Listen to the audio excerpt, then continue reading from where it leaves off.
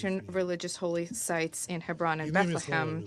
In other words, this is a blatant attempt of West Jerusalem to give itself carte blanche to irrevocably change the status quo in the West Bank, including by entrenching the creeping expansion and by expelling the local population. The text Most of the above-mentioned decisions are yet to be published, yet media outlets have been quoting unnamed sources in the Israeli leadership about the alleged intent to resolve land ownership disputes in the West Bank and to develop infrastructure there. However, the real idea camouflaged behind these slogans is precisely to irrevocably nullify the well-known international legal foundation for Middle East settlement with its cornerstone, namely the two-state blueprint. In this context, the blatantly provocative statements of Israel's finance minister Bezalel Smotrich speaks volumes about the intent to pursue settlement revolution and to kill the idea of a Palestinian state. We believe that the above-mentioned arbitrary package of administrative measures, if implemented, will constitute a direct breach of the package of the 1995 Oslo II agreements, including the 1997 Hebron Protocol and the 1998 Y River Memorandum. All of these documents were signed by the then Israeli prime ministers, including the current prime minister Benjamin Netanyahu, and were ratified by the Knesset and were circulated among Israelis and Palestinians as official documents of the United Nations. Mr. President, it is with regret and with alarm that we note that Israel, using various pretexts, be it security concerns or counterterrorism efforts, Israel has been continuing to breach its obligations, treaty-based obligations, and obligations as an occupying power, as well as the provisions of specific Security Council resolutions and General Assembly resolutions, including Security Council Resolution 2334 and the General Assembly approved New York Declaration in support of the two-state solution. Such utter disregard for international law and the policy of establishing irrevocable facts on the ground are categorically being rejected by the majority of the membership of the international community. The Russian Federation, like many of those present in the Security Council, categorically condemns West Jerusalem's attempts to expand Israeli jurisdiction and control mechanisms in the West Bank, including East Jerusalem.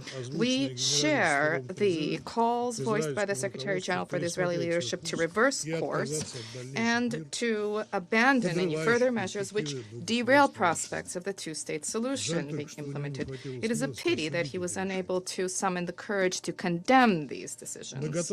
We stand ready to support also any possible ideas from our Middle Eastern regional partners, including in developing a united position of the Security Council and General Assembly in this regard. We believe that it is high time for the Israeli authorities to acknowledge the fact that there is no alternative to a peaceful resolution to the conflict and to listen to the voices of those who genuinely seek to establish a real peace and prosperity in the Middle East. Mr. President, we view the dangerous trends in the West Bank, including East Jerusalem, as being connected to the equally alarming situation in another integral part of the future Palestinian state, the Gaza Strip. Among other things, it behooves us to note that there has been an absence of meaningful progress in the implementation of Security Council Resolution 2803 in support of President Trump's peace plan on Gaza. Naturally, a ceasefire in Gaza, the release of all Israeli hostages and some Palestinian detainees was an important and long-anticipated event. One mustn't underestimate the magnitude of the blood-curdling massacre in the enclave. However, judging by incoming reports, the mass murder of Palestinians in Gaza is ongoing. More than 600 people died as a result of Israeli strikes since the 10th of October alone. As a result of, as we see from UN reports, there are persistent problems with deliveries of humanitarian assistance to the Strip, including due to Israeli access denials or access delays for humanitarian convoys. And thousands of Palestinians continue to languish in Israeli prisons, and beyond the existing restrictions on access to international humanitarian workers, there are plans to hand down death sentences for these individuals. We believe that the categorical calls for de-escalation both in Gaza and the West Bank will, in one form or another, we trust that they will be voiced during the series of events under the Peace Board to be held in Washington tomorrow. And Israel itself recently became a participant in this. We continue to wait for information from our U.S. colleagues about the parameters for the future presence of the International Stabilization Force in Gaza, 3 months after the adoption of Resolution 2803, we and other colleagues at the Security Council do not have specific information about this. We in turn wish to reaffirm that the Russian Federation, as a permanent member of the Security Council of the United Nations, will continue to resolutely uphold the principle of a fair resolution to the Palestinian-Israeli conflict in accordance with Security Council and General Assembly resolutions on the basis of international resolution approved two-state formula. We believe there's a need to step up international efforts to restore the political horizon in order to resolve Palestinian issues. The fruit of such collective efforts needs to be the recognition, the establishment of a sovereign state of Palestine within the 1967 borders, with East Jerusalem as its capital, coexisting in peace and security with Israel. Thank you. I thank the representative of the Russian Federation for the statement, and I give the floor to the representative of Liberia.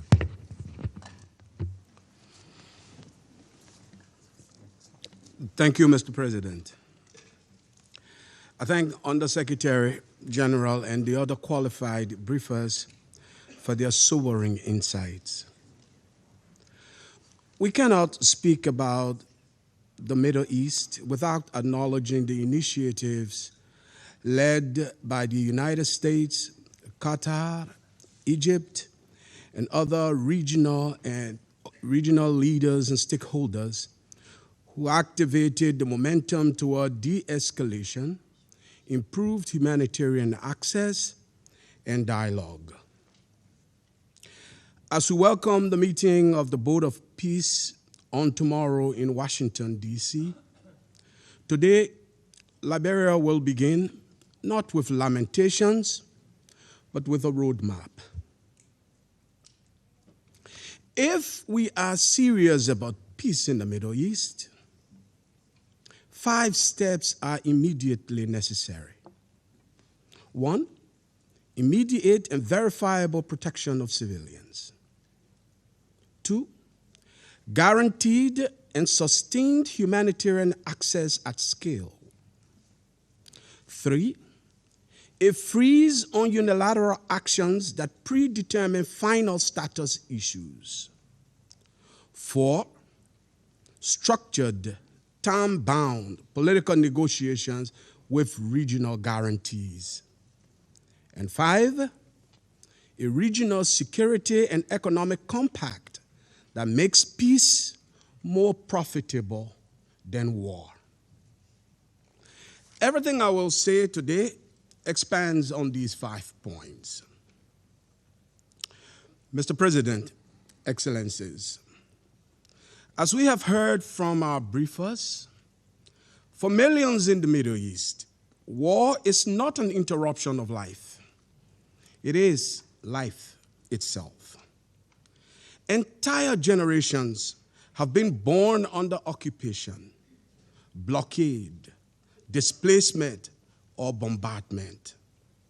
Children who should be learning algebra and literature are instead learning the sound of drones and artillery. Mothers measure time not in school years, but in ceasefires that did not hold. This is not only a humanitarian tragedy, it is an international failure. Over decades, data from multiple UN agencies demonstrate a recurring pattern. Where political processes collapse, humanitarian needs triple. Where humanitarian access shrinks, radicalization expands. Where economic contraction persists for more than 5 consecutive years in conflict zones, relapse into violence becomes statistically more likely. The Middle East has lived this cycle repeatedly. The destruction of infrastructure is rebuilt, only to be destroyed again. Armed operations degrade adversaries, but they only entrench grievances. Security measures imposed without political legitimacy produce only temporary calm. If force alone worked, this council will not be meeting decade after decade on the same files. The current trajectory is not strength, it is repetition. Mr. President, history teaches us something fundamental. From the Magna Carta to the Universal Declaration of Human Rights, humanity has gradually recognized its simple truth. Power without restraint destroys both ruler and ruled. No people are immune from this law of history. Borders may be disputed, narratives may compete, faith traditions may differ, skin tones, languages, and nationalities may divide us, but biology, grief, and hope do not. Mankind is one. The child in Gaza and the child in Tel Aviv inherit the same century. The destiny of the people in the Middle East are interwoven, whether they acknowledge or accept it or not. War in the modern Middle East is not merely destructive, it is economically irrational. Conflict depresses regional GDP growth. It drives capital flight, increases food insecurity, disrupts energy corridors, and destabilizes global markets. Billions are spent containing crises that could have been prevented through structured diplomacy. Perpetual war is not a strategy. It is a waste. Mr. President, Excellencies, the first obligation is simple. Civilians must be protected. International humanitarian law is not optional. It is not selective. It does not bend to politics. At least it should not. It applies, and it must apply, equally. Indiscriminate attacks, hostage-taking, collective punishment, and the targeting or misuse of civilian infrastructure must cease. Protection cannot be rhetorical. It requires clear operational deconfliction mechanisms, independent monitoring, accountability structures, explicit commitments from all armed actors. Without civilian protection, there is no moral credibility and no political foundation. Mr. President, humanitarian access must be predictable, scalable, and insulated from political bargaining. Temporary corridors that open only to close, then open, then close again, at will, do not stabilize societies. They exhaust them. Food, water, fuel, medicine, and shelter are not concessions. They are obligations. When babies die of preventable causes in conflict zones, it is not because solutions are technologically impossible. It is because decisions were not made. This council must insist that aid flows consistently and at volume commensurate with the need on the ground. Mr. President, unilateral actions that alter demographies, territorial realities, or legal status in disputed areas undermine trust and narrow political horizons. History shows that when political horizons narrow, extremism widens. A freeze on settlement is not ideological. It is preventive diplomacy. Peace cannot grow where facts on the ground are engineered to avoid it or to foreclose it. Mr. President, Excellencies, crisis management is not a peace process. A credible political pathway must be restored, structured, sequenced, and made time-bound. The two-state solution remains the internationally endorsed framework, not because it is perfect, but because no viable alternative has gained lawful or political consensus. Negotiations, therefore, must address borders and security arrangements, Jerusalem, refugees, mutual recognition, and guarantees. Regional actors must serve not as proxies, but as guarantors. Without timelines and benchmarks, diplomacy drifts. Without regional backing, agreements collapse. And without accountability, commitments fade. Peace must be economically anchored. A regional compact linking reconstruction, trade corridors, energy cooperation, water management, and infrastructure investment would alter incentive structures. When economies interlock, war becomes more expensive than peace. The Middle East possesses extraordinary human capital, technological capacity, cultural depth, and strategic geography. Its youth population will power innovation for generations, if not consumed by recurring wars. Peace must offer visible dividends.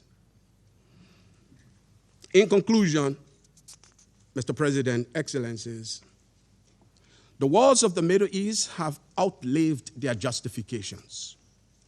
Each party believes it is defending something essential: security, dignity, survival.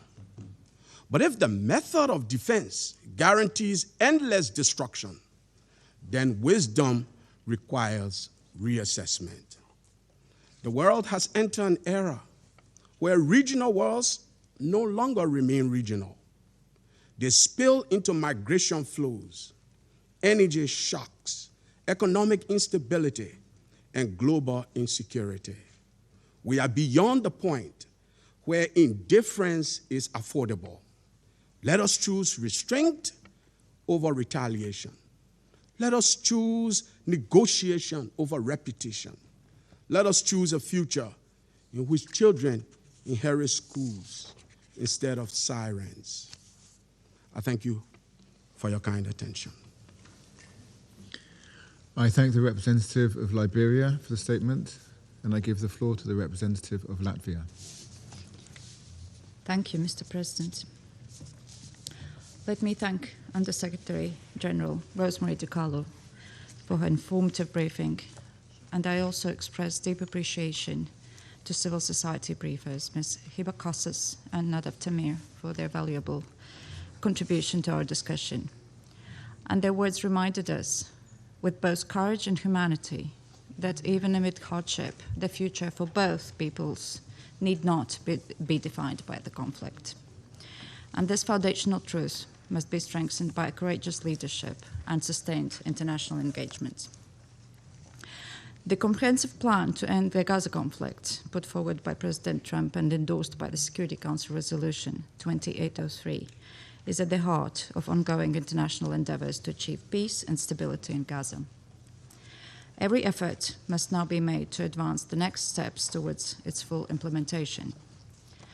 The established ceasefire and the long-awaited completion of Phase 1, including the return of all hostages taken by Hamas, have brought hope that instead of continued loss and suffering, people in Gaza and in Israel may finally experience peace and security. Phase 2, currently underway, sets out practical steps that need to be implemented without delay to restore dignified daily life for the people of Gaza. And these include ensuring unhindered flow of aid, adequate provision of medical and winterization supplies, clearing the rubble, restoration of full functionality of hospitals and schools, and the launch of reconstruction efforts across Gaza. The National Committee for the Administration of Gaza, entrusted with these responsibilities, should be empowered with the necessary means, tools, and access to effectively implement its mandate as set out in the peace plan and the Resolution 2803. The reconstruction of Gaza is closely linked to security and governance. The demand for Hamas to disarm and relinquish power must be enforced. The people of Israel deserve to live in peace and security without daily threat of terrorism. And we await the upcoming Board of Peace meeting announcing the deployment of UN-authorized stabilization force, as well as indispensable financial contributions required for development projects to be implemented for the benefit of the people of Gaza.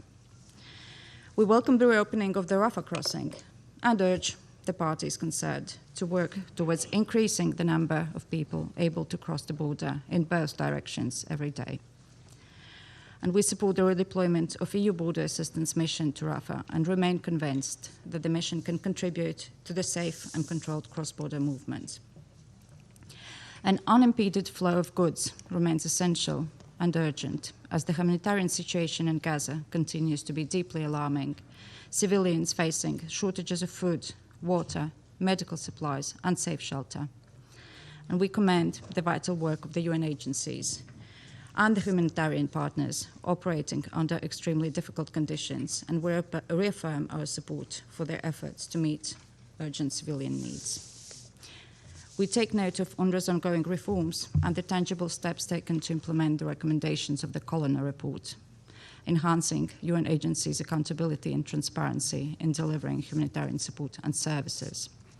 And we underscore the importance of fully respecting the immunities of the UN, its personnel and premises, as essential for the effective fulfillment of their humanitarian mandate. Mr. President, at a time when international attention is focused on resolving the conflict in Gaza, we must not lose sight of the West Bank. Escalating settler violence against Palestinian civilians, land confiscations, house demolitions, settlement expansions have reached unprecedented levels. These developments fuel tensions, perpetuate a cycle of violence, exposing both Palestinians and Israelis to increasing security risks. This cycle of violence also raises the threat of terrorism for the Israeli people. Recent steps approved by Israel's Security Cabinet aimed at expanding control over the entire West Bank are unacceptable and disrupt ongoing international efforts to achieve peace and stability, including the implementation of the Comprehensive Peace Plan. These decisions undermine existing agreements to which Israel is a party and are incompatible with international law and Security Council Resolution 2334. And we condemn policies and threats of forcible displacement and annexation in the West Bank, including East Jerusalem, and urge Israel to abide by its obligations under international law. And we're deeply concerned about the severe fiscal difficulties the Palestinian Authority continues to face as a result of conflict-related economic consequences. We urge Israel to release the withheld clearance revenues so that the Palestinian Authority can meet its budgetary obligations, including the payment of public sector salaries and the provision of essential services. The Palestinian Authority has to be assisted in strengthening institutional capacities, advancing its reform agenda, and addressing security challenges in order to provide effective governance in the West Bank and eventually in Gaza. Mr. President, in conclusion, allow me to underline that the full implementation of the Comprehensive Peace Plan and Resolution 2803 requires genuine engagement by all parties.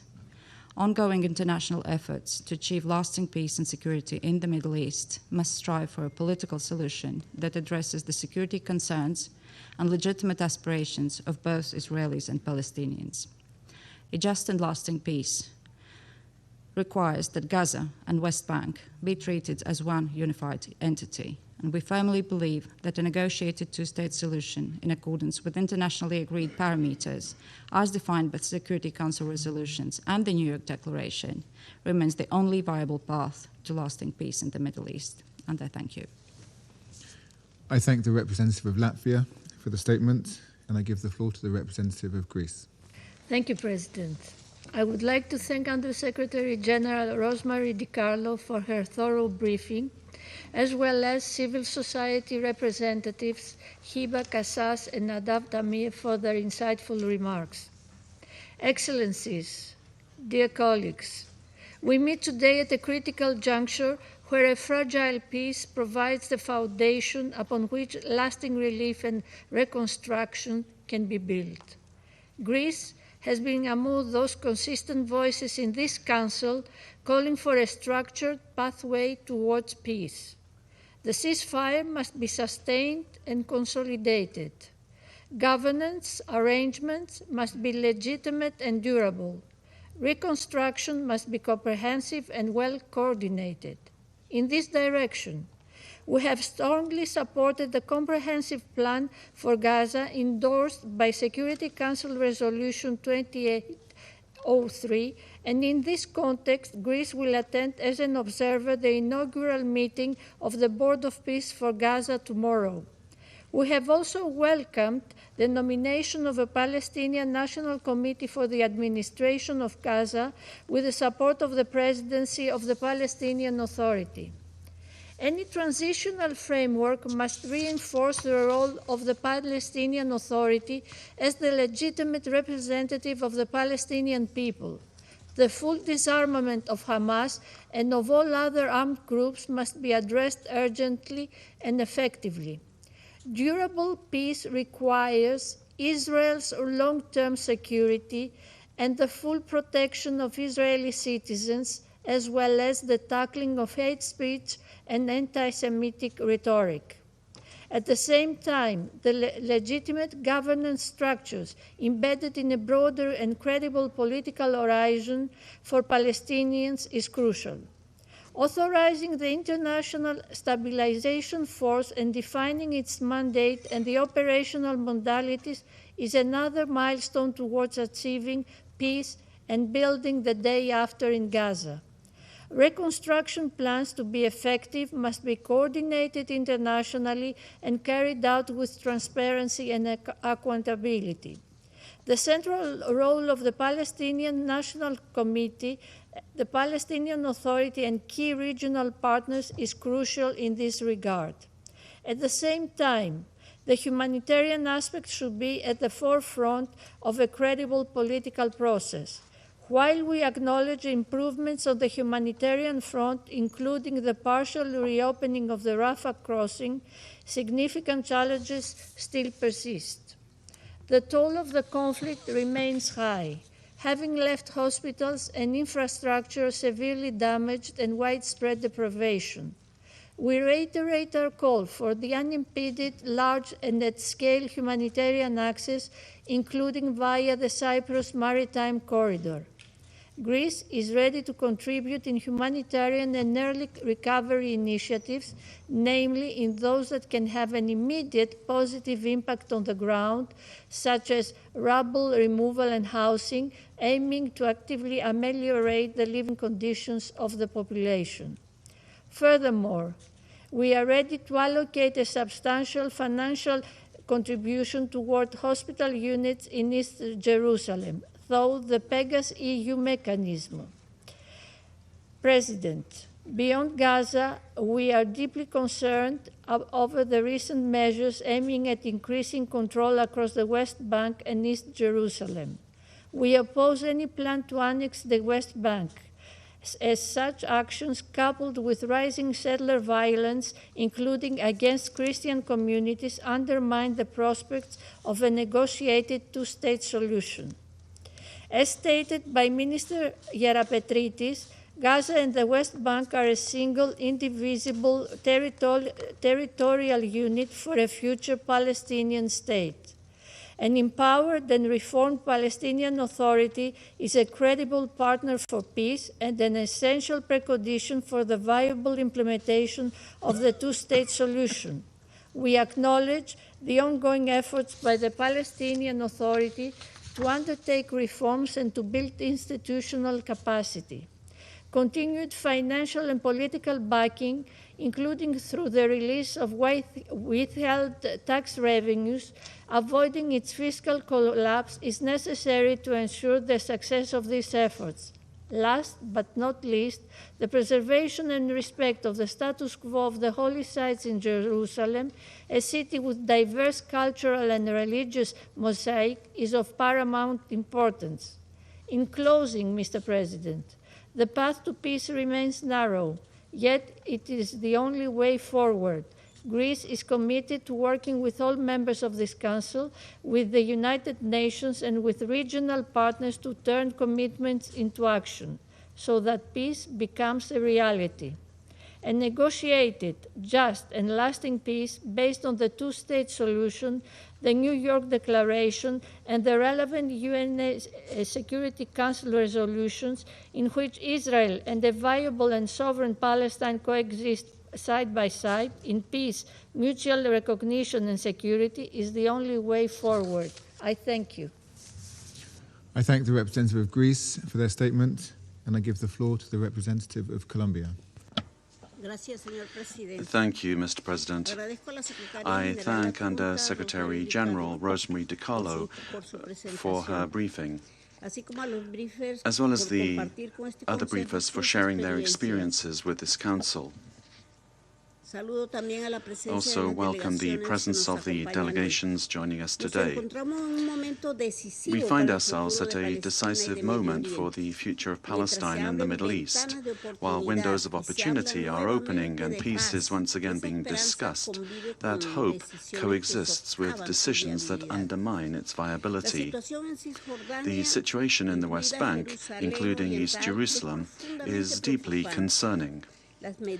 The measures recently adopted by the government of Israel consolidate the de facto annexation and are contrary to international law. The accelerated expansion of settlements, the escalation of violence, the expansion of Israeli civil authority, and rhetoric denying the possibility of a Palestinian state directly threaten the Palestinian people's right to self-determination. Resolution 2334 was clear.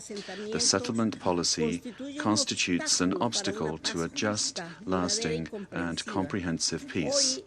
Today, that obstacle is growing. While mediators make efforts to create space for political dialogue and advance the implementation of a peace plan, actions on the ground undermine the very foundations of that process. How can we believe in political commitments if, at the same time, facts are being consolidated and statements are being made that contradict the solution that they claim to support? Gaza and the West Bank are an integral part of the occupied Palestinian territory. Their integrity and contiguity must be preserved. Colombia rejects any measure aimed at altering the demographic or territorial composition or modifying the status quo of religious sites. And we urge Israel to reverse these provisions and fully respect the decisions of this Council and of the International Court of Justice. Mr. President, in Gaza, the situation continues to be alarming. Violations of the ceasefire and restrictions on humanitarian access persist. Colombia takes note of the establishment of the National Committee for the Administration of Gaza and the announcement regarding the holding of elections to the Palestinian National Council. These steps may contribute to strengthening Palestinian governance and must be developed with genuine guarantees, without interference, as part of a reform process that this Council has encouraged. At the same time, the economic and financial crisis has become a structural factor of destabilization.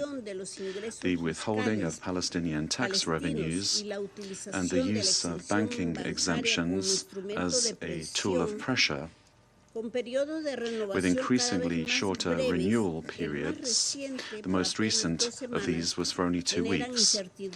Creates uncertainty, isolates Palestine from the financial system, and deepens the disconnect between Gaza and the West Bank. Empowering, in accordance with the New York Declaration, a sovereign, unified and economically viable Palestinian state requires the full return of these withheld revenues and the existence of a solid economic and financial system. On the humanitarian front, Colombia welcomes the opening of the Rafah crossing, but expresses its concern over limitations on entry into Gaza. It is imperative to guarantee the opening of crossings, facilitate medical evacuation, and allow for the unrestricted entry of aid at scale and in accordance with the principles of neutrality, humanity, and independence. Colombia reiterates its condemnation of attacks against UNRWA, including violations of its privileges and immunities, as well as the restrictions imposed on humanitarian organizations whose work is vital throughout the occupied Palestinian territory. Humanitarian personnel and the press must have full access and protection in accordance with the Geneva Conventions, with a view to guaranteeing the protection of civilians and safeguarding fundamental rights, such as access to information and to basic services, such as health, food, and education. Before concluding, I would like to briefly refer to the situation in Lebanon, highlighting our concern with regard to recent reports on the use of toxic herbicides north of the Blue Line. In addition to constituting a violation of the provisions of Resolution 1701, these acts may significantly affect civilians living in these areas, given their potential impact on crops and consequently on livelihoods. Mr. President, at this critical moment, the credibility of the Council is at stake. It is imperative to demand respect for Resolution 2334, preserve the political space for a solution based on the existence of a viable, sovereign and contiguous Palestinian state within the pre-1967 borders, with East Jerusalem as its capital, and to move forward toward the admission of Palestine as a full member of the United Nations. Thank you very much. I thank the representative of Colombia for the statement, and I give the floor to the representative of China. Thank you, President. I welcome Her Excellency Foreign Secretary Cooper of the UK presiding over today's meeting. I thank USG Carlo, Ms. Casas, and Mr. Tamir for their briefings. For 70-plus years, the Israeli-Palestinian situation has repeatedly plunged into turmoil, undermining peace and stability in the Middle East and impacting international dynamics. The fundamental reason the Palestinian question remains unresolved to this day lies in the failure to realize the two-state solution, as independent Palestinian statehood is still elusive. At present, as the Palestinian question once again reaches a critical juncture, the international community must take a responsible approach for the sake of the Palestinian people and peace in the Middle East. I must uphold fairness and justice and take strong actions. Let me make 3 points. First, immediately ending the suffering of the people of Gaza is the most urgent priority. Gaza urgently needs a genuine, comprehensive, and lasting ceasefire. Any attacks on civilians are unacceptable. The UN and other humanitarian agencies, with their thorough experience and complete systems, can build a life-saving bridge for the people of Gaza. Restricting the operations of humanitarian agencies will severely exacerbate the humanitarian crisis in Gaza. China calls on all relevant parties, especially Israel, to fully comply with a ceasefire agreement and stop all its attacks. We urge Israel to fulfill its obligations under IHL, fully open border crossings, and lift access restrictions on humanitarian supplies, so as to guarantee aid operations by UNRWA and other humanitarian agencies. Second, It is imperative to advance post-war arrangements for Gaza in a steady and proper manner. Gaza belongs to the Palestinian people. Any arrangements concerning Gaza's future should adhere to the principle of Palestinians governing Palestine, respect the wishes of the Palestinian people, address the legitimate concerns of countries in the Middle East, and align with a two-state solution. Any actions to forcibly alter Gaza's territory and demographic composition will not bring about lasting peace and must be firmly rejected. China will continue to support Palestine's central role in Gaza's post-war governance. China supports the Council in closely monitoring developments in Gaza and post-war arrangements and playing its due role. Third, resolutely implementing the two-state solution is the only way forward. Recently, Israel announced multiple decisions to carry out land registration in the West Bank and expand its administrative and law enforcement measures there. These decisions violate the Oslo Accords, the international law, and Council resolutions. They will lead to expansion of illegal occupation in Palestine, undermine the political foundation of the two-state solution, and aggravate the fragile situation in the West Bank and Gaza. Israel should heed the strong calls of the international community, halt its settlement activities and encroachment of Palestinian territory, and stop undermining the governance foundation of the Palestinian National Authority. To implement the two-state solution and restore fairness and justice to the Palestinian people is the unshakable responsibility of the international community. We must firmly reject all attempts to annex Palestinian territory. We need to advance the early establishment of a fully sovereign, independent Palestinian state based on the 1967 borders, with East Jerusalem as its capital, thereby realizing the Palestinian people's rights to statehood, survival, and return. President, China firmly supports the just cause of the Palestinian people in restoring their legitimate national rights. China will continue to work with the international community to promote a comprehensive and lasting ceasefire in Gaza, alleviate the humanitarian crisis, and strive for the implementation of the two-state solution and a comprehensive, just, and lasting settlement of the Palestinian question at an early date. Thank you, President. I thank the representative of China for the statement, and I give the floor to the representative of Bahrain. Mr. President, we welcome Madam Yvette Cooper, Member of Parliament and Secretary of State for Foreign and Commonwealth and Development Affairs at the Friendly United Kingdom, and we thank the UK delegation for their distinguished presidency of the Security Council during this month. I also welcome their excellencies, the foreign ministers of sisterly and friendly states taking part in this meeting. We highly value the briefing made by Madam Rosemary DiCarlo, Under Secretary General for Political and Peacebuilding Affairs, and we welcome all other briefers. Madam President, our meeting today coincides with the beginning of the holy month of Ramadan, where the highest values of tolerance and cooperation are embodied, and the elements are manifested of faith and generosity, and we congratulate all Muslims on the start of this holy month.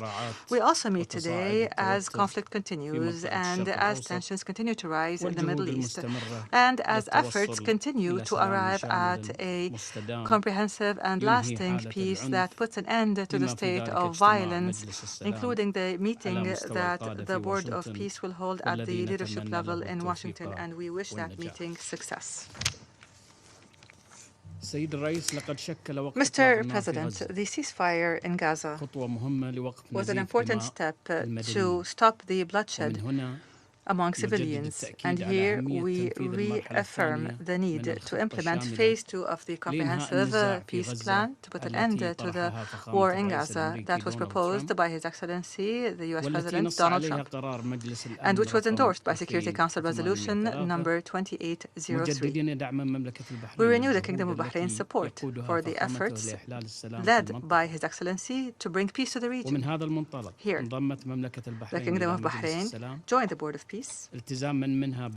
because it is committed to contributing to the end of this war and pushing forth towards a just and lasting peace that would guarantee the Palestinian people's legitimate rights and that would bolster stability in the region. Here, we call Israel to refrain from expanding its control in the West Bank because the measures that it has recently adopted constitute a flagrant violation of international law and international humanitarian law and relevant resolutions by the Security Council, most prominently Resolution 2334. Moreover, these measures run counter to efforts being made to achieve the two-state solution and establish an independent and sovereign Palestinian state within the 4 June 1967 borders, with East Jerusalem as its capital, living side by side with the State of Israel.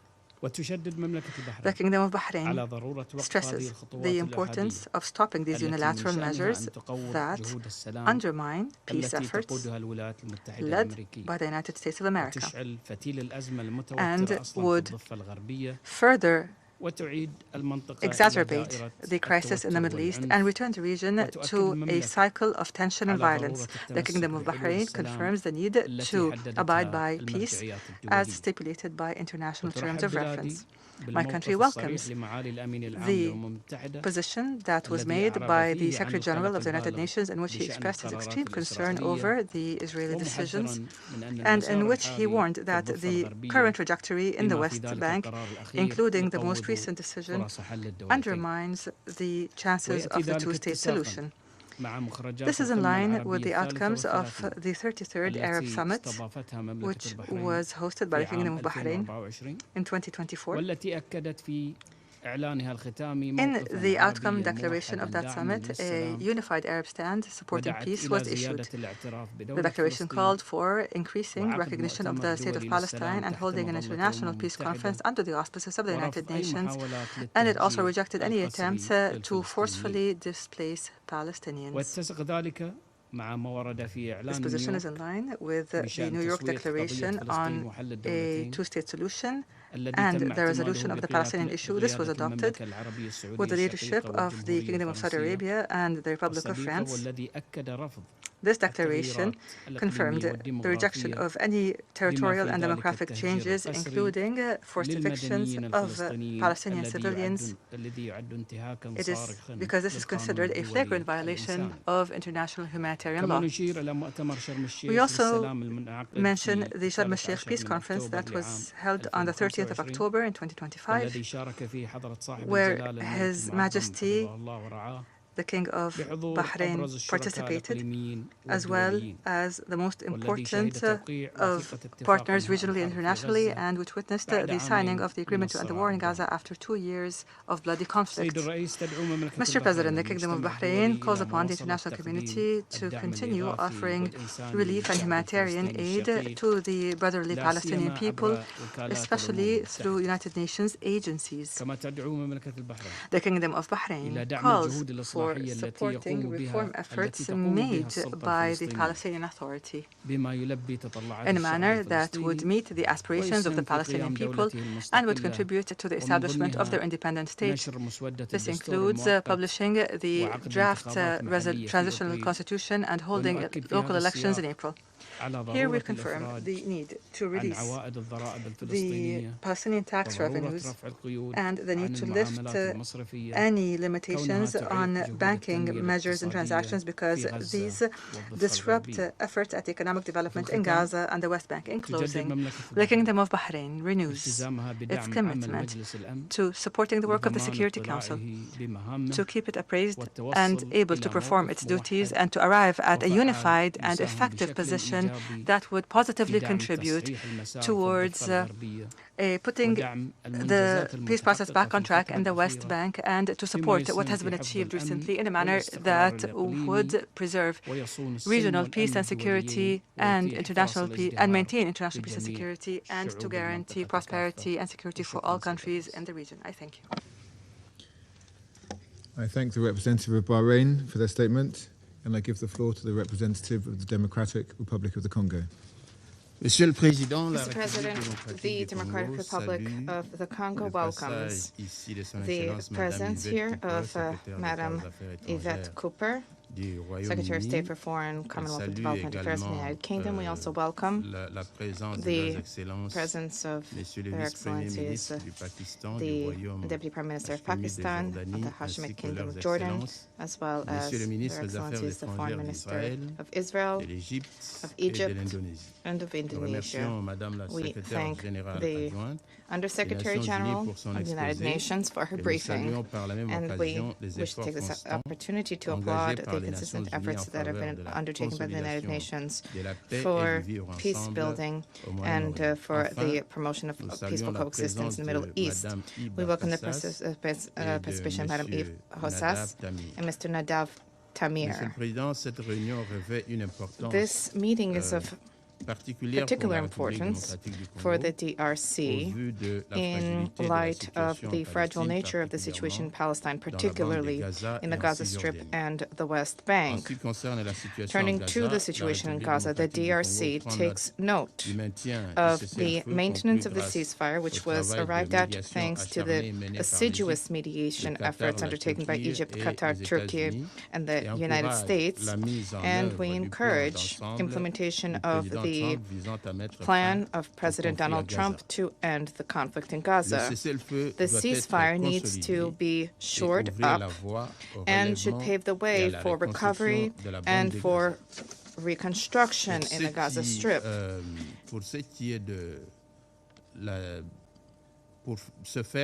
In order to achieve this, the DRC calls upon the parties to endeavor to improve the humanitarian situation, as well as to exercise utmost restraint and to ensure that there be strict respect for the obligations incumbent upon them pursuant to the Charter of the United Nations, as well as the principles of international law. We recall the importance of the implementation of Resolution 2803. We encourage the Security Council, as well as all stakeholders involved in resolving this crisis, to build upon the momentum that was established with the establishment of the Peace Council Board for the well-being of the suffering populations. Recent events in the West Bank have also been the focus of my delegation's attention due to repercussions for civilian populations.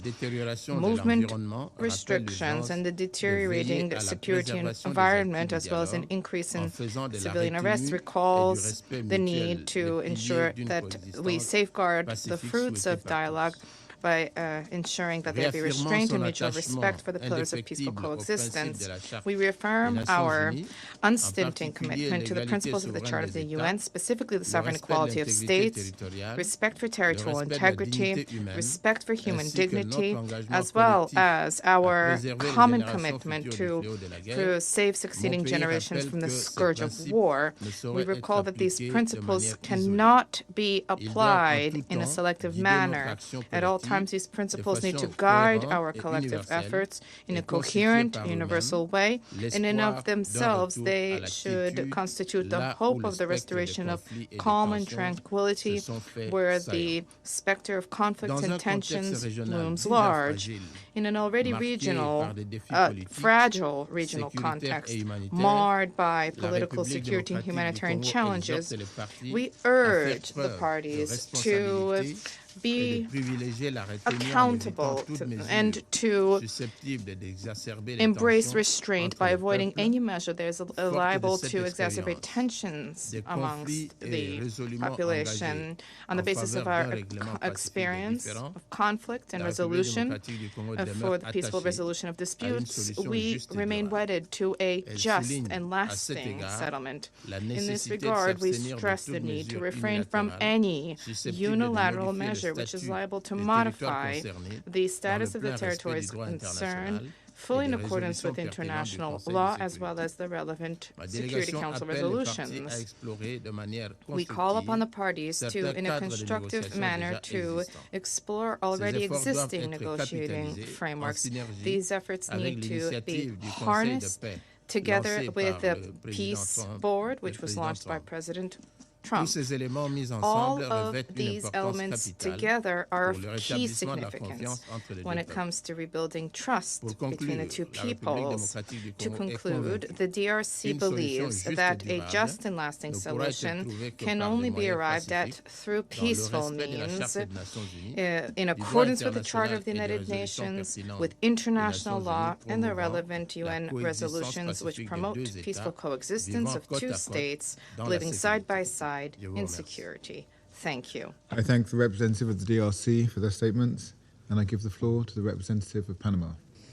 Gracias, señor presidente. Thank you, Mr. President. Panama saluda a su excelencia Yvette Cooper. Panama would like to greet Her Excellency Yvette Cooper and thank the United Kingdom for convening this meeting. We'd also like to thank Ms. Rosemary DiCarlo, Under Secretary General for Political and Peacebuilding Affairs, as well as Ms. Hiba Kassas and Mr. Nadav Tamir, representatives of civil society, and thank them for their detailed assessments of the situation in the occupied Palestinian territory. Likewise, we welcome the participation of the delegations present, particularly including those represented at the ministerial level. You honor us with your presence today. Panama would like to express its concern over the accelerated deterioration observed in the situation in the West Bank, because we consider that it would be counterproductive to apply or to intensify measures that may be contrary to international law and to existing international agreements and relevant resolutions of this Council, in particular Resolution 2334, with serious implications for the current peace efforts underway that may allow the populations of Israel and Palestine to live in peace, dignity, and security. In accordance with what we have been informed of at this meeting, in the West Bank, displacement and demolitions linked to the sustained increase in violence have intensified in 2026. Approximately 700 people have been displaced in 9 communities, some of which have become totally uninhabited. Insisting on these actions aimed at altering the character, status, and demographic composition of the West Bank would risk distancing the minimum conditions for a negotiated political solution to a conflict that has lasted nearly 8 decades. It is important to prevent the West Bank from following a path of devastation and humanitarian crisis. In Gaza, the ceasefire in force since the 10th of October 2025, promoted by Qatar, Egypt, the United States, and Turkey, has fortunately allowed for a relative reduction in the intensity of hostilities and provided for initial humanitarian relief, which is to be commended. However, the most recent reports indicate that sporadic recent incidents have caused civilian casualties and the destruction of infrastructure persists, which is why a large part of the population remains displaced, surviving in difficult conditions. This fragility confirms that the ceasefire alone is not enough. What is required is political will from all parties in order to avoid unilateral measures and actions that, far from contributing to stability, deepen mistrust and make more remote any prospect for peace. In this context, Panama welcomes the recent announcements made by the President of the United States, Donald Trump, regarding the Peace Board, as well as the financial and international personnel commitments that have been announced by other countries, with the purpose of advancing the phases of the 20-point plan endorsed by this Council through Resolution 2803. This plan, which must be supported and protected, constitutes a central reference for consolidating the ceasefire, moving toward a stabilization phase, and laying realistic foundations for the recovery and reconstruction of Gaza, which, among its various points, requires that Hamas's brutality have no role in the future of Gaza. The future of Gaza must be under a reformed and unified Palestinian leadership, capable of guaranteeing security for its own population and for its neighbors. Mr. President, stabilization and recovery efforts both in Gaza as well as in the West Bank require the full and operational support of the United Nations system. We deeply value and support the work of all agencies and humanitarian partners on the ground.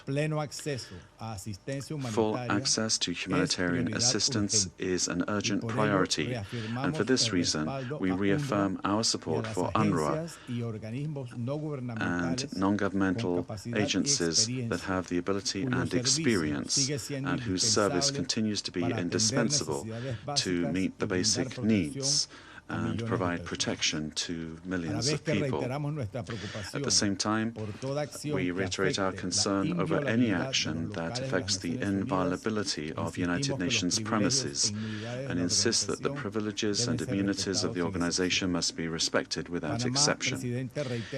President Panama reiterates that the only viable, dignified and sustainable path remains one that will allow, in a hopefully near future, allow the peoples of Israel and Palestine to live side by side in peace and security within secure and recognized borders, in accordance with international law and the relevant resolutions of the Security Council. Thank you very much.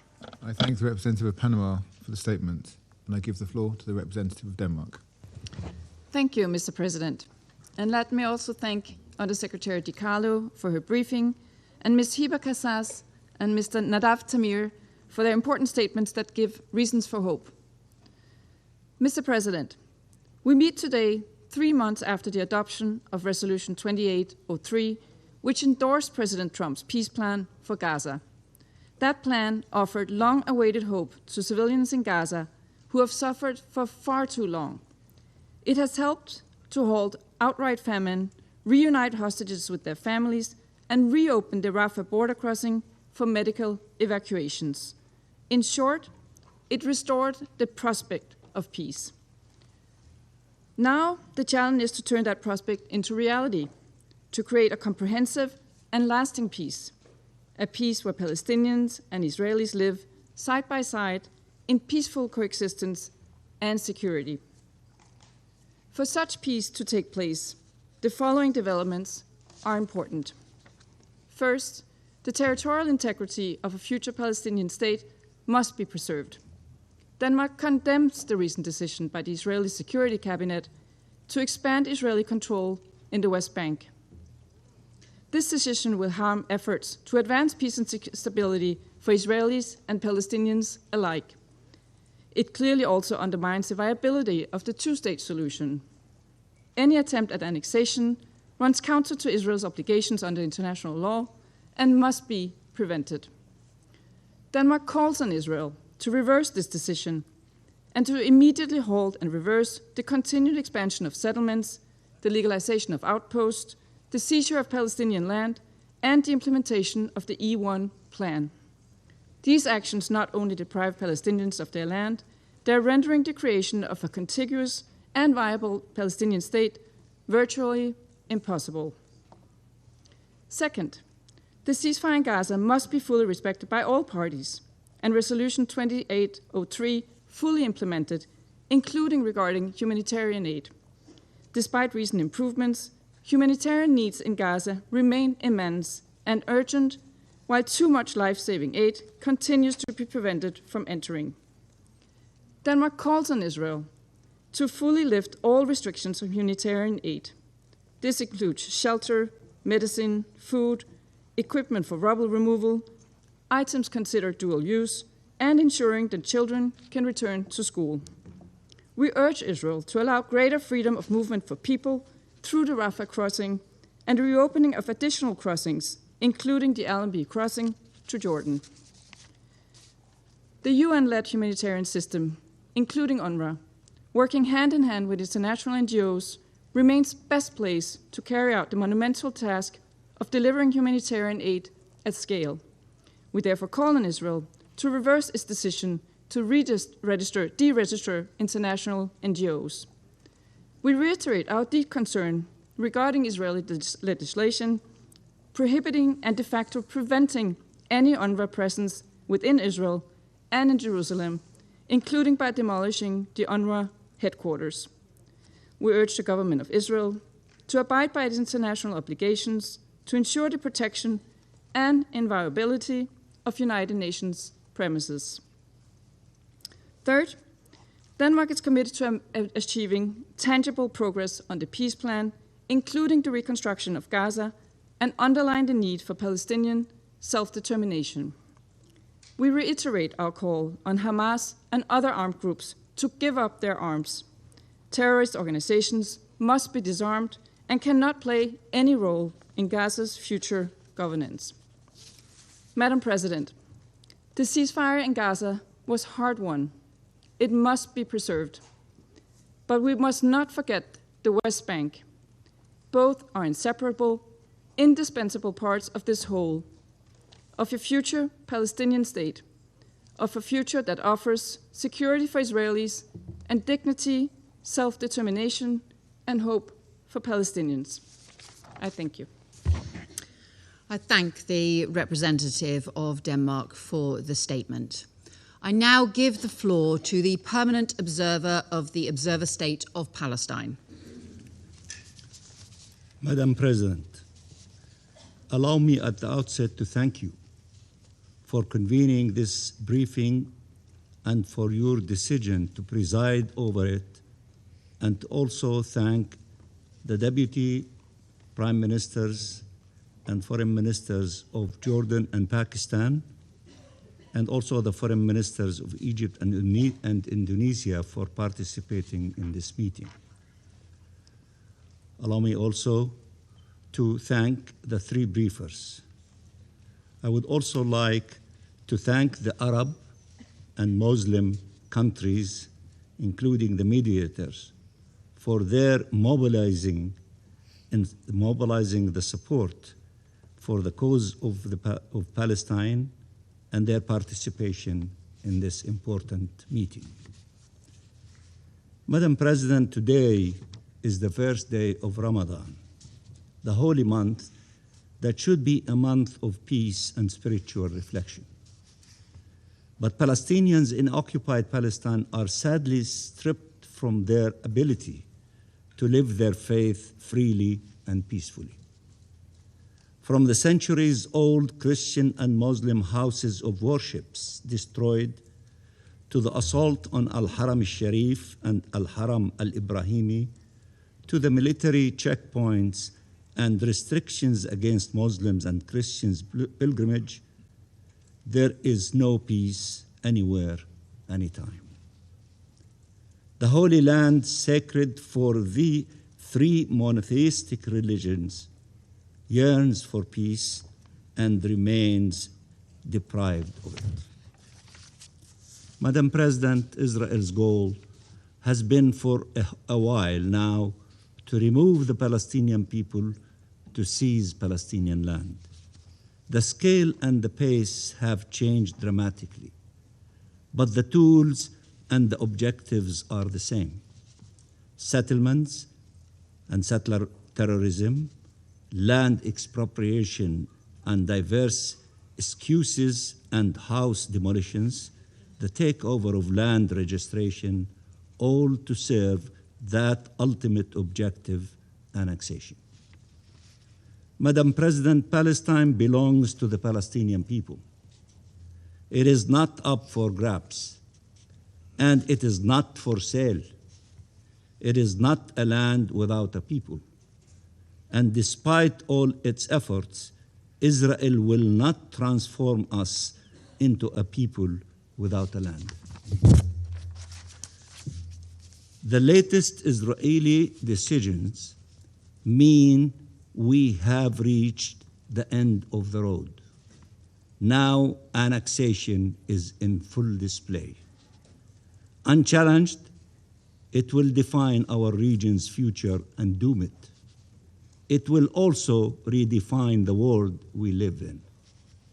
Whatever the Israeli foreign minister will claim today, you all know the truth.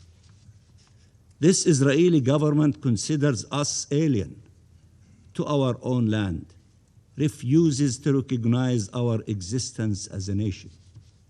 It claims to be defending civilization by oppressing us and denying us our fundamental rights. It might think, why does the world care about the fate of the barbarians? There is something fundamentally racist about this colonial narrative underlying all these illegal policies. The foreign minister is also too late. His colleagues have already confessed. Finance Minister Smotrich stated, and I quote, "We are strengthening our grip on the territory and killing the idea of establishing a Palestinian state in the heart of the country." As a true racist and extremist, he called this Palestinian state an Arab terrorist state. The foreign minister himself in 2023, after the 7th of October, declared, and I quote, "Gaza must be smaller by the end of the war. First, it's a security matter. Second, because this is the price of loss that the Arabs understand. The price that the Arabs understand." Madam President, yesterday the world mobilized at the United Nations to condemn and reject the Israeli measures towards annexation. Over 100 states and organizations have joined a statement to that effect. All 15 council members have expressed their opposition to annexation. Annexation is a breach of the UN Charter and of the most fundamental rules of international law and of UN resolutions, including those of this Council. It strikes at the heart of the New York Declaration. It is a breach of President Trump's plan and constitutes an existential threat to ongoing peace efforts. The Security Council has a duty to act, and all states who are seeking peace must act. What does it tell us that Israel doubles down on annexation despite international rejection and outrage, days before the meeting of the Board of Peace in Washington, and while the US administration, regional and international actors are seeking to consolidate the fragile ceasefire in Gaza? The same ceasefire Israel is undermining by killing Palestinians, restricting humanitarian aid and access, hampering the proper functioning of the Rafah crossing, and opposing the natural role of the Palestinian government in Gaza. Let me be clear. We welcomed President Trump's peace plan. For us, it was about saving lives through the ceasefire and by ending famine. It was to ensure, as the plan states, that there will be no annexation, no occupation, and no forcible displacement. We hope these would be the first steps towards the exercise by the Palestinian people of their right to self-determination, including their right to their independent state leading to peace, as stated by the plan. Madam President, the ceasefire agreement saved lives, Palestinian and Israeli lives. President Trump, through the ceasefire, delivered the release of the Israeli hostages. But the agony of the Palestinian people is very far from over. Israel does not want a ceasefire. Its goals remain occupation, annexation, and forcible displacement. In Gaza now, split in two, and in the West Bank, including East Jerusalem. The question before us is clear. Israel had to choose between annexation and peace. I repeat, Israel has to choose between annexation and peace. Does it choose annexation? We all reject annexation. So how are we going to stop Israel? The Israeli government is moving fast. It hopes to be done before the world mounts a proper response. It will pretend to give in from time to time tactically and pursue land grab strategically. And if not confronted, it will impose its will on all. This is delusional. Palestinians have been confined in smaller and smaller spaces, but they have not disappeared. Their numbers kept growing.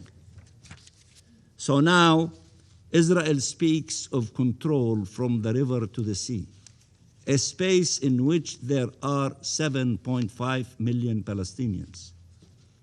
What does it intend to do with them exactly? Provide them with equal rights? I doubt it.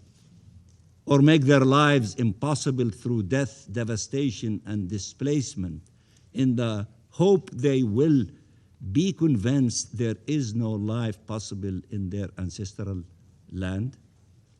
And will we all watch while it tries? Madam President, the Israeli government is seeking an explosion in the West Bank. It is frustrated it has not yet occurred. In its mind, it would allow it to go all the way. That is why it is taking these decisions. That is why it is conducting military incursions and allowing and facilitating settlers' violence, forcibly displacing communities and destroying refugee camps. That is why it is extremists are invading Al-Haram al-Sharif, and why Ben Gvir passed a law to execute Palestinian prisoners and films scenes of humiliation and abuse against them. That is why Israel is stealing our financial and natural resources. That is why it is attacking and undermining the Palestinian Authority, a Palestinian Authority committed to peace and to the two-state solution in accordance with the relevant UN resolutions, and that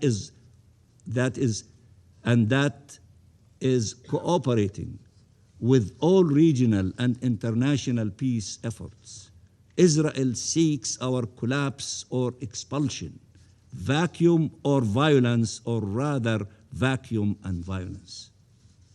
Anything that would allow it to liquidate the Palestinian question, unconscious, it would be running to its own doom.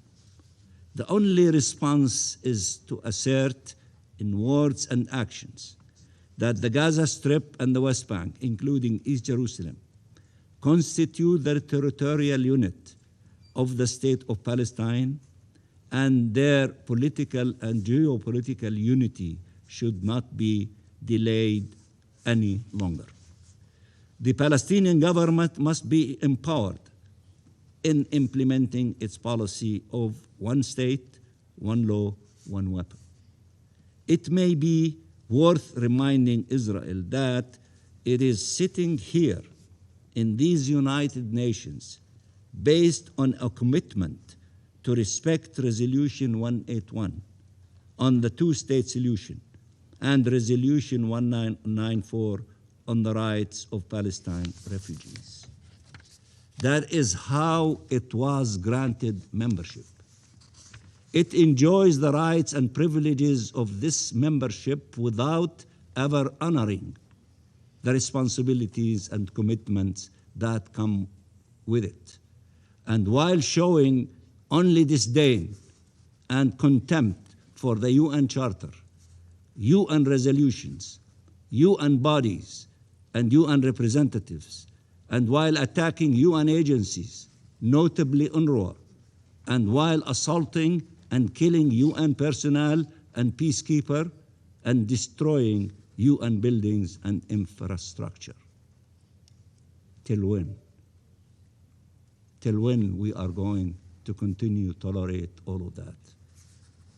Madam President, Palestine, notably Gaza, is ground zero of the assault on international law. What is accepted there is normalized everywhere. The two-state solution must not become the two-state illusion. If you believe it is the only way forward, then you must end the occupation and save the Palestinian state to save peace. After 80 years of Nakba, decades of military and colonial occupation, after the 7th of October and the genocide in Gaza, we must finally make peace.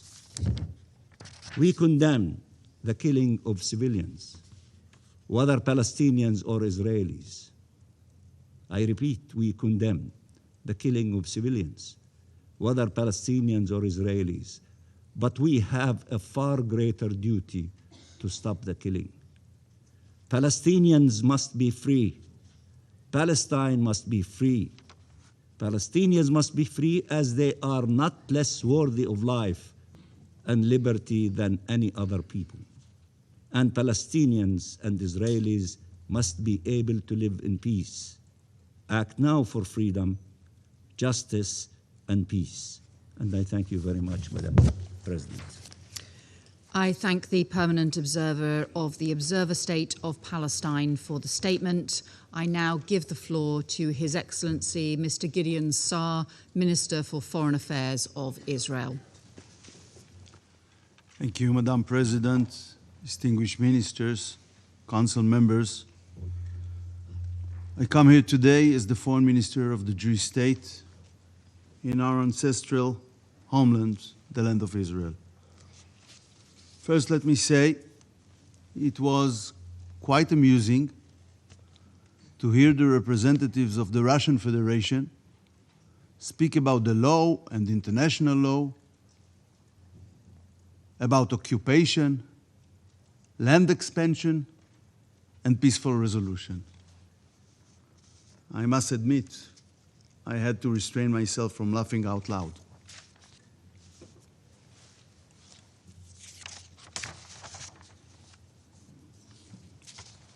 Ladies and gentlemen, around 4,000 years ago, our patriarch Abraham lived and walked in ancient Hebron, Beersheba, and Beit El.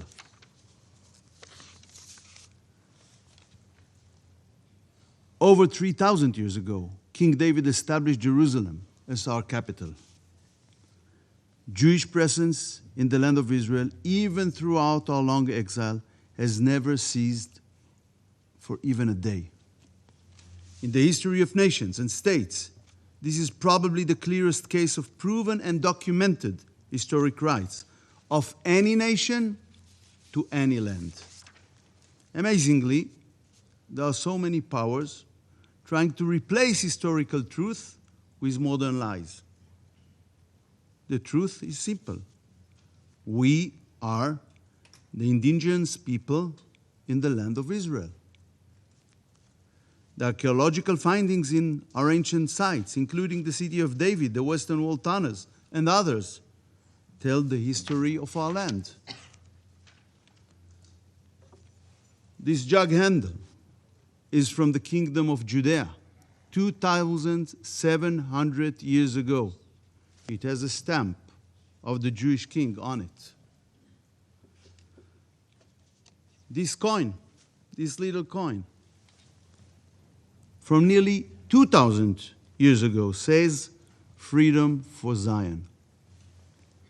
Found in the Judean desert, it was minted during the second year of the great Jewish revolt against the Romans.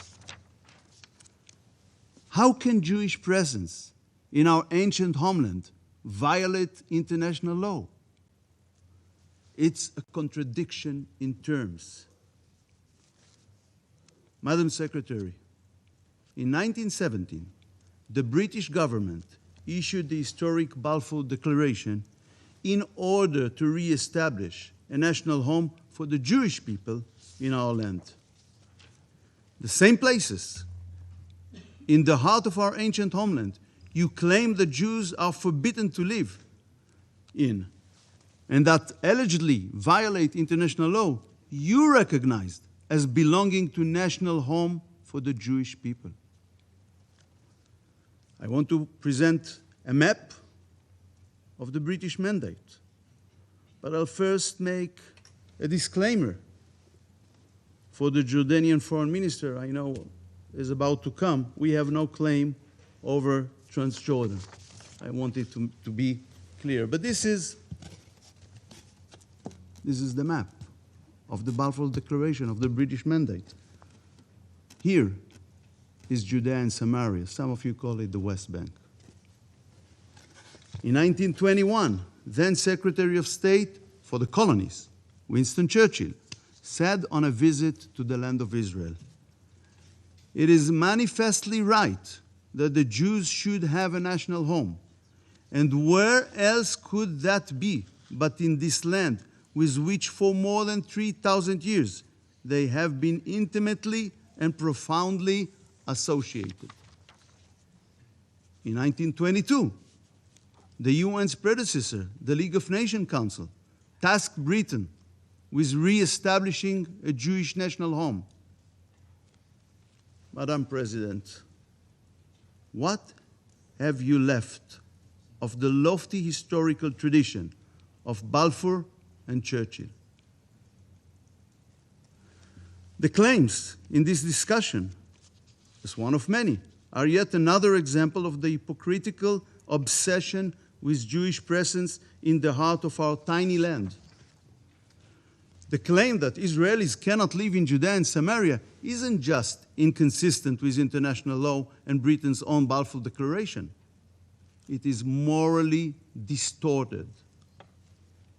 How can Jews be allowed to live in London, Paris, or New York, but not in the cradle of our own civilization, ancient Jerusalem, which you call East Jerusalem, Shiloh, Hebron, and Beit El?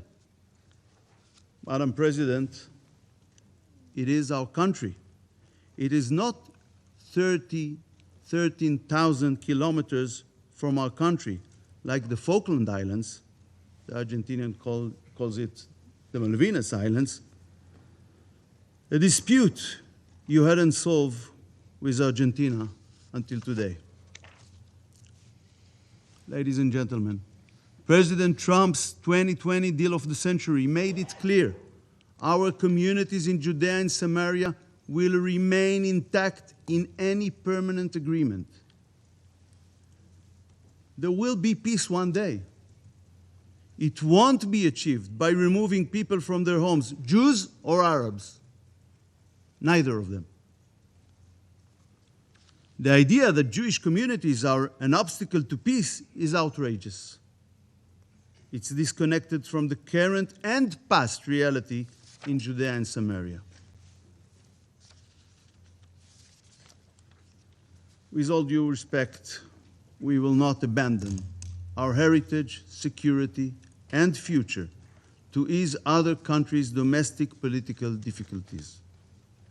Israel signed the Oslo Accords and received a murderous intifada of suicide attacks. Israel unilaterally withdrew from Gaza in 2005.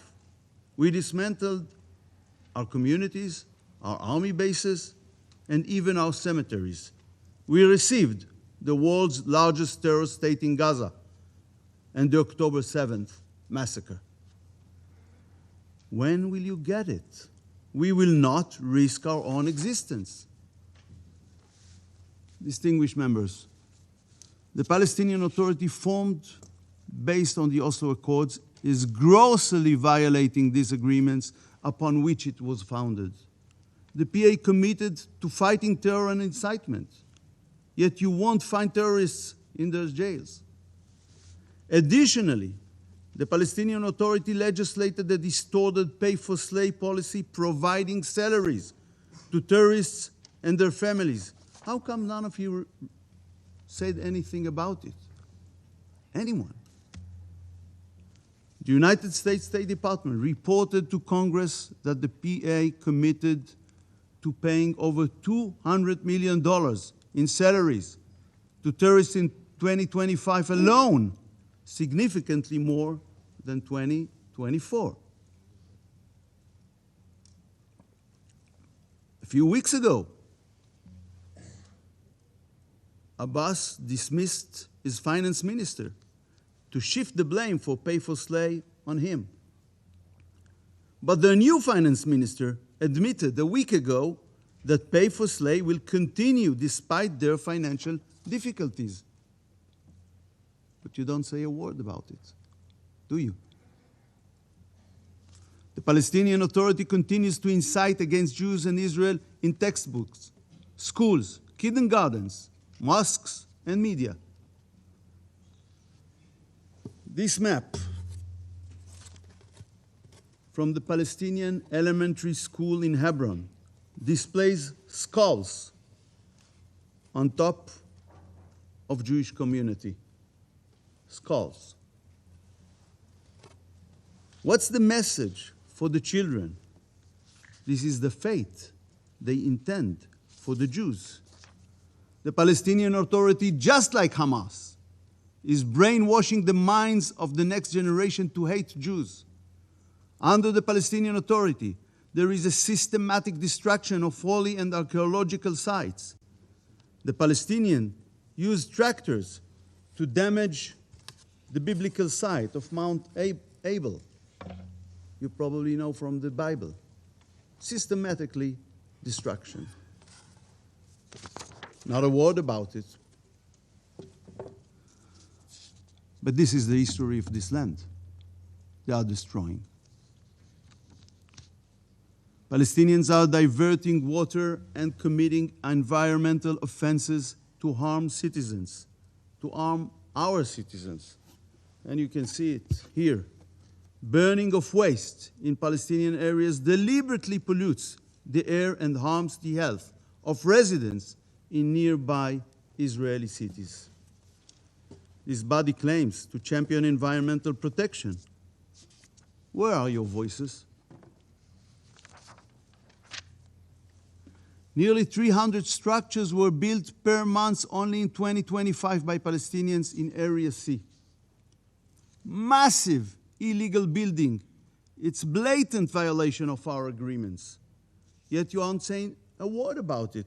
The condemnations are reserved solely for building intended for Jewish communities. How many of you condemned the PA's racist death penalty for anyone who sells real estate to Jews? Do you believe it exists in 2026, death penalty for selling real estate for Jews?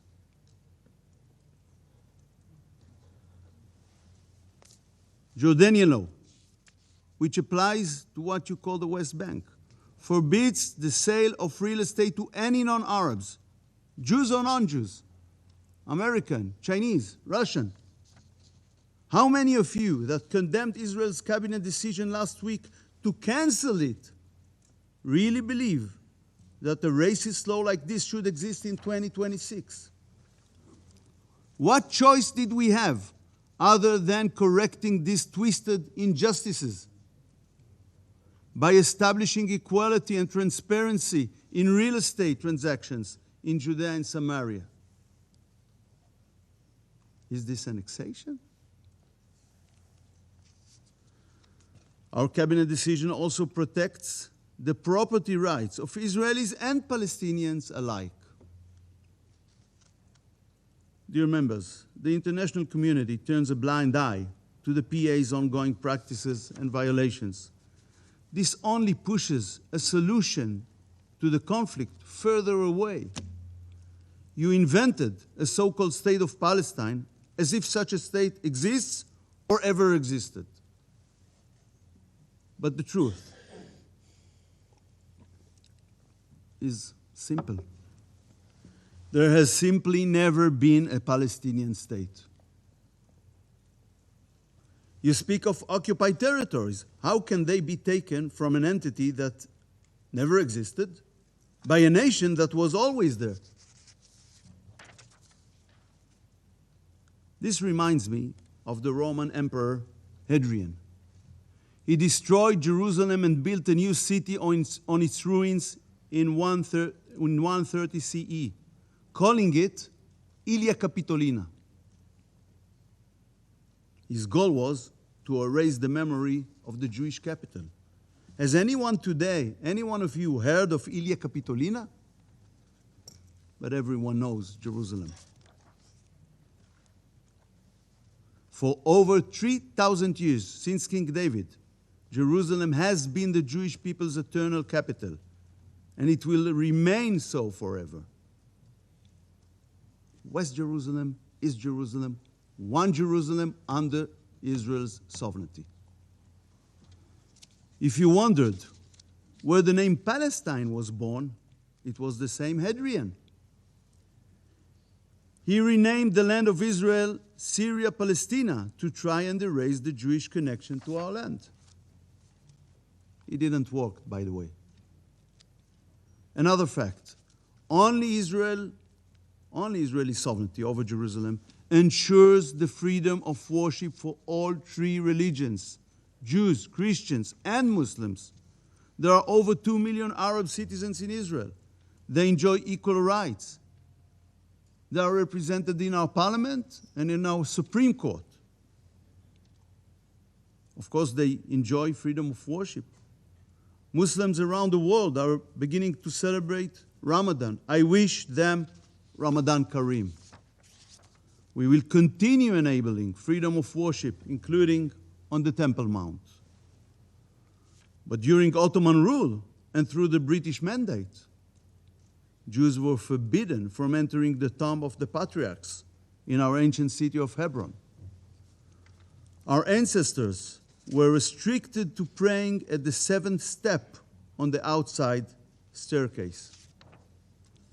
In Yemen today, Christians are banned from practicing their faith openly. The Iranian regime considers home churches a national security threat.